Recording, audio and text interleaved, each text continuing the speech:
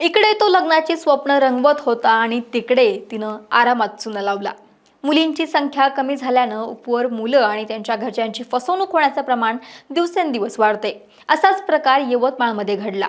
पोहे आणायला सांगून मुलगीने नातेवाईकानं शेतकरी मुलाला गंडा घातला। नेमकं काय घडलं पाहूयात व्हिडिओच्या माध्यमातून। नमस्कार, मी अक्षता आणि तुम्ही पाहताय सकाळ। झालं असं की नाशिक जिल्ह्यातील नांदगाव तालुक्यातील बाणगाव येथील शेतकरी मुलाचं लग्न जुळवण्यासाठी ऑनलाईन माध्यमातून संपर्क साधण्यात आला। मध्यस्थामार्फत यवतमाळ जिल्ह्यातल्या घाटंजी तालुक्यातील चोरंबा इथे सिमरन गौतम पाटील हिचा प्रस्ताव पुढे आला। घरची परिस्थिती हलाखीची असल्याचं सांगत विवाहाचा खर्च मुलाकडच्यांनीच उचलावा अशी अट सुरुवातीला घालण्यात आली। मुलाच्या घरचेही तयार झाले, बघणं झालं, बोलचाली सुरू झाली आणि सगळं निश्चित होण्याची चिन्ह ठरताच मुलीच्या घरच्याने नवा डाव टाकला। ठरल्याप्रमाणे मुलाच्या घरचे 10 फेब्रुवारी 2026 रोजी चोरंबा इथे पोहोचले। तिथे प्रत्यक्ष भेटीत लग्न निश्चित होण्याआधीच मोठ्या रकमेची मागणी मुलीकडच्यांनी केली। ते दिले नाही तर आम्ही लग्न करणारच नाही असंही सांगण्यात आलं। इकडे मुलाच्या घरच्यांवरती दबाव टाकण्यात आला होता। आमच्याकडे इतर पर्याय आहेत असंही त्याने सांगण्यात आलं। अखेर 2,50,000 रुपये मुलीच्या घरच्यांना देणं ठरलं। यातील 2 लाख रुपये चोरंबा येथीलच तिच्या नातेवाईकाकडे तर उर्वरित रक्कम मध्यस्थाकडे देण्यात आल्याचं तक्रारीमध्ये नमूद आहे। आता खरी फसवणूक सुरू झाली।